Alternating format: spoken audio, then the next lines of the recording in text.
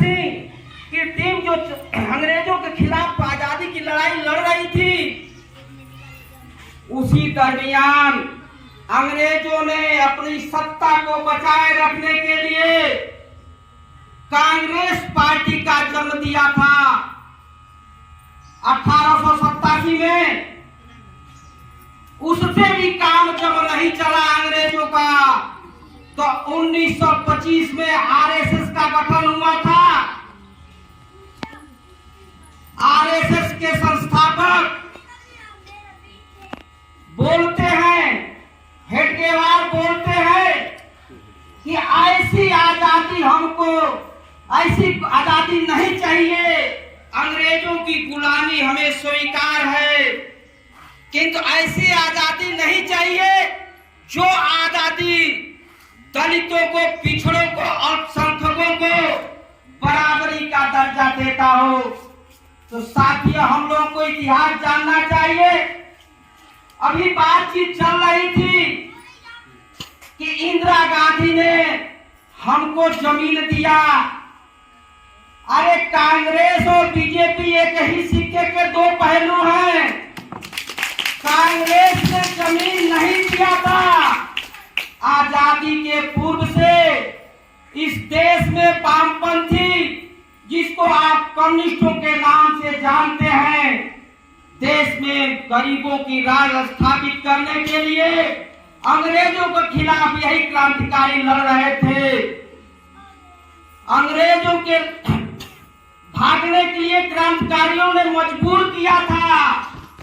तब नेहरू जी, गांधी जी देखे कि अगर भगत सिंह को फांसी नहीं होगी, इस देश के सत्ता का बागडोर किसानों और मजदूरों के हाथ में चला जाएगा। साथियों, इसलिए तमाम पढ़े लिखे लोग जानते हैं कि नेहरू और गांधी चाहे होते तो शहीद आजम भगत सिंह को फांसी नहीं हुई होती, किंतु वो कैसे चाहते? उनको जमींदारों की शासन चाहिए था। उनका अंग्रेजों के जाने के बाद सामंतों का राज चाहिए था। मनुस्मृति के तहत शूद्रों को पढ़ने का अधिकार नहीं है, शूद्रों को संपत्ति रखने का अधिकार नहीं है, नारियों को सम्मान पूर्वक जीने का अधिकार नहीं है। जब ये राजनीतिक पार्टी सत्ता में आती है तो निरंतर आज सिर्फ बीजेपी की सरकार में ही नई जमीनें छीनी जा रही हैं।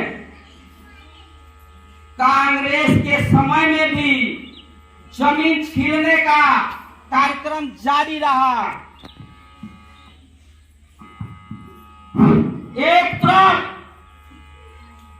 कम्युनिस्टों के आंदोलन से विवश होकर के हिंदुस्तान के तमाम कोने कोने से लोगों को ला करके कांग्रेस को बसाना पड़ा, जमींदारी विनाश अधिनियम लाना पड़ा, सीलिंग एक्ट लाना पड़ा। आज कौन सी स्थिति आई है कि आपकी जमीन छीनी जा रही है? तो मैं समझता हूं यहाँ के मजदूर किसान अपने इतिहास को भूल गए। आज चर्चा होता है कि मोदी मनरेगा कानून में के तहत लोगों को मजदूरी दे रहा है, 5 किलो राशन दे रहा है। ये मोदी नहीं दे रहा है, ये कम्युनिस्टों की क्रांतिकारी लड़ाई की देन है कि 2004 में मनरेगा कानून कांग्रेस को बनाना पड़ा। सीपीएम की संयुक्त सरकार थी। 5 किलो राशन नहीं, 35 किलो राशन उससे पहले आप लोगों को मिलता था। ये लोग घोटाला कर रहे थे। किसानों के खून पसीने की कमाई को, धान और गेहूं को समुद्र में बहा देते थे। कहते थे कि ये सड़ गया है, बहा देते थे, घोटाला करते थे। तब इस देश में कम्युनिस्टों ने कहा, अरे भाई, जो तुम समुद्र में किसानों के खून पसीनों को बहाते हो, सबसे बेहतर होगा कि इस देश में मजदूरों को को चिन्हित करो, चिन्हित करके उनको निःशुल्क राशन दो। सीपीएम की सरकार कांग्रेस के साथ मिलकर बनी थी। हम तमाम वामपंथी लोग घेरे कि तुम कैसे कम्युनिस्ट हो, कैसे मजदूरों के मसीहा हो। जब शासन में गए हो तो मजदूरों के लिए कानून नहीं बना सकते हो, तब मनरेगा कानून बना था। साथियों, ये मोदी कोई अपने घर से नहीं दे रहा है, ये आप लोगों की लड़ाई की ताकत है और किसानों के खून पसीने की कमाई है, जिसको समुद्रों में बहा देते थे और भ्रष्टाचार करते थे, वो आप लोगों को मिल रहा है। कांग्रेस निरंतर शासन में रही, कांग्रेस की देन है कि ऐसे ताकत को आज सत्ता में आई, ये कांग्रेस की देन है। तमाम हमारे भाई जाति और धर्म में अब अगड़े और पिछड़ों में बट गए। दलित लोग बहन जी के साथ चले गए, पिछड़े लोग मुलायम सिंह के साथ चले गए। तभी से ही गरीबों किसानों की लड़ाई कमजोर हुई है। अरे आप लोग याद करिएगा, तभी से निरंतर किसानों और मजदूरों पर हमला जारी है। आज बीजेपी किस तरीके से आप लोगों को जुमलेबाजी करके, हिंदू मुस्लिम करके आपको वोट को बिटोरने का काम करती है, और दूसरे तरफ किस तरीके से आप लोगों का दमन कर रही है। आज पूरे जिले में 100 गांव को उजाड़ने का फरमान जारी हो गया है, जिसमें आपका खैरठिया भी है। ये तो बीजेपी की नीति है कि शूद्रों को जमीन रखने का अधिकार नहीं है। इस देश में कानून बनता है, गरीबों मजदूरों किसानों की ताकत से कानून बनता है, सिर्फ वोट से कानून नहीं बनता है। आप लोगों ने वोट दे करके सरकार बनाया है। जो मजदूरों के पक्ष में कानून बने थे, आज मोदी जी 1200 से ऊपर मजदूरों के पक्ष जो कानून थे उसको खत्म कर दिए। ये आदिम समय में ले जा रहे हैं। जिस समय मजदूरों को, शूद्रों को दास बनाया गया था, उसी दास के युग में ले जा रहे हैं। श्रम कानून ये ले आए हैं कि 12 घंटे काम मजदूर करेंगे। जो 8 घंटे कानून का समय था, आज मोदी जी खत्म कर दिए हैं। जब ये संकट में फंसते हैं तब हमको गुमराह करते हैं, हिंदुत्व का नारा देते हैं। ये भाई, ये कौन सा हिंदुत्व है जो शूद्रों को मंदिर में जाने का अधिकार नहीं देता है? एक साथी हमारे गांव में थे, बीजेपी के आरएसएस के नेता थे, हमें शायद नहीं जानते थे विचारों के विषय में। तमाम तरीके से उन्होंने मोदी के पक्ष में गुमराह करने का कोशिश किए। जब गुमराह नहीं किए, जब उनके सारे बातों का खंडन कर दिए, तो कह रहे कि बताइए आप हिंदू हैं कि नहीं हैं? हम बोले भाई हम हिंदू नहीं हैं। आज जितने लोग यहाँ बैठे हैं, मैं समझता हूं इसमें से कोई हिंदू नहीं है। वो चौंक गए, कैसे आप कह रहे हैं हमको हिंदू है? हम बोले कि भाई अपना नाम बताइए आप। तुमका नाम नहीं हमको याद है, कहे फलाना श्रीवास्तव। तमाम जितने भाई बैठे थे, सब लोग अपने नाम के आगे कोई कुर्मी, कोई यादव, कोई कुम्हार, इस तरीके से नाम बताए। हम कहे भाई इसमें कोई हिंदू नहीं बताया। सब लोग अपने जातियों का नाम बता रहे हैं। आप बताइए जीतन राम मांझी हिंदू है कि मुसलमान है? बोले कि जीतन राम मांझी हिंदू है।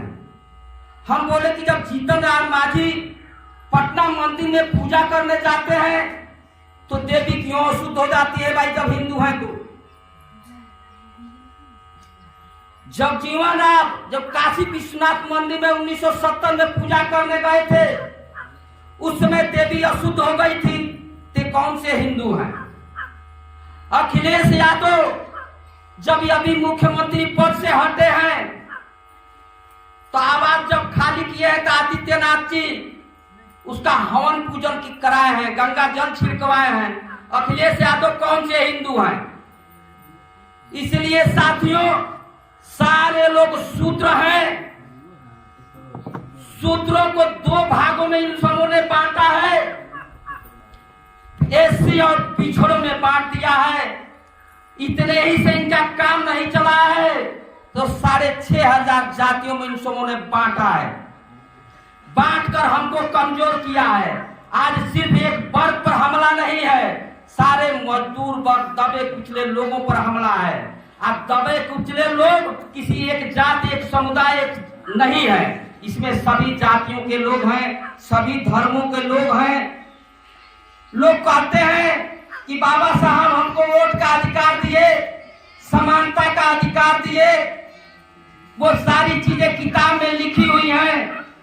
संविधान संशोधन हो रहा है, लोकतंत्र पसंद आज बोल रहे हैं कि संविधान खतरे में है, लोकतंत्र खतरे में है। हमको जो वोट देने का अधिकार मिला है वो खत्म हो रहा है। कोरोना से पहले मोदी जी एनआरसी और सीए कानून लेकर आए थे। एनआरसी के तहत पूरा सर्वे कराते, इस जिले में पूरे देश में सर्वे कराते हैं, एक रजिस्टर तैयार होता। उस रजिस्टर में आपके पूर्वज कहां से रहते थे, कहां से चलकर आए हैं, सारा बायोडाटा वो नोट कर लेते। अब बाद में आकर के आपको नोटिस पकड़ा देते कि आप लोग डिटेंशन कैंप में चलिए। हम लोगों ने देखा है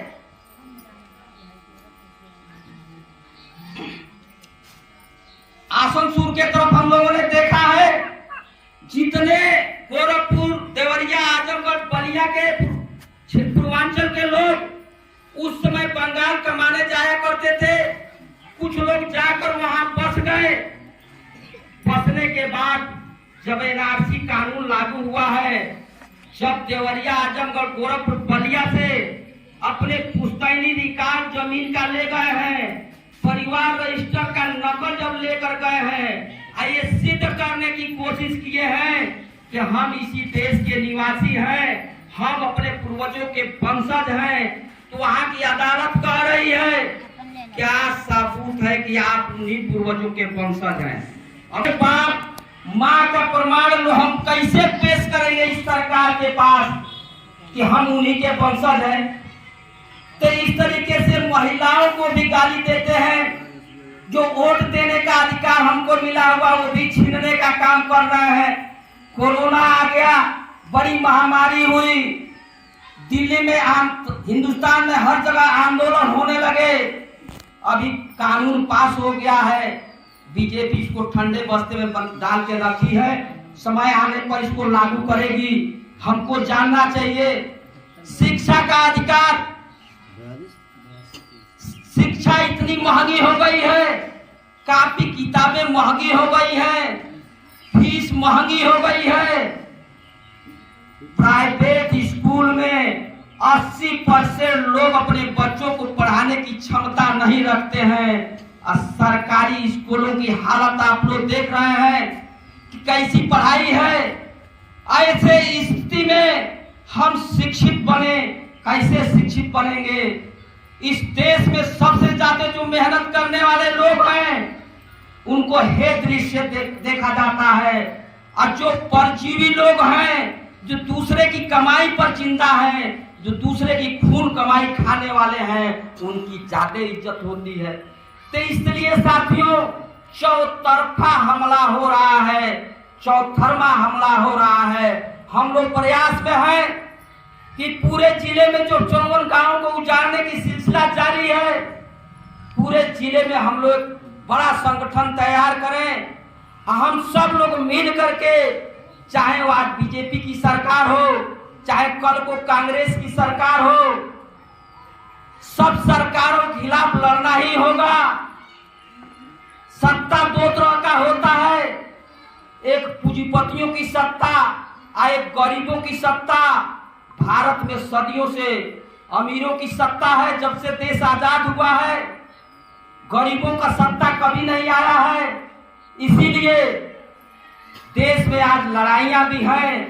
मजदूर पक्षधर जो लोग हैं, जो लोकतंत्र पसंद लोग हैं, मोदी जी की सरकार हो चाहे कांग्रेस की सरकार हो, उनको आतंकवादी कहते हैं, नक्सली कहते हैं, माओवादी कहते हैं। जो जनता के पक्ष में लड़ने वाले लोग हैं उनको इस तरीके से कहा जाता है। हम पीलीभीत में एक बार दवा लेने गए थे। राजेंद्र सिंह एक डॉक्टर हैं, सीएमओ से रिटायर हुए हैं। जब कुछ समझे कि ये लोग कम्युनिस्ट हैं, अपने ऑफिस में हम लोगों से बात करने लगे कि एक बार आईजी महोदय पूरे उत्तर प्रदेश के सारे सीएमओ की मीटिंग ले रहे थे। और जब हम लोगों से सवाल लोग हों चाहे खरतिया के लोग हैं, पूरे जिले में हम लोगों को घूम करके संगठन तैयार करना होगा। अब मोदी जी जब देखे कि हिंदुत्व का नारा कमजोर पड़ रहा है, तमाम नेताओं ने जब इसका खंडन किया है तो कह रहे हैं सनातन धर्म खतरे में है। सनातन धर्म का क्या मतलब होता है? मोदी जी का वही सनातन धर्म है जो महिलाओं को उनके पति के मरने के बाद चीते पर बैठा करके और चारों तरफ से ढोल नगारे के साथ पल्लम लेकर के खड़े हो जाते थे और उसमें आग लगा देते थे। जब महिला चिल्लाते हुए अपने को बचाने की कोशिश करती थी तो उस महिला को बल्लम से कोच कोच कर उसी चीते पर जला देते थे। यही उनका है सनातन धर्म। यही मोदी जी का सनातन धर्म है कि 9 साल की बच्चियों को भगवान से शादी करा दी जाती है।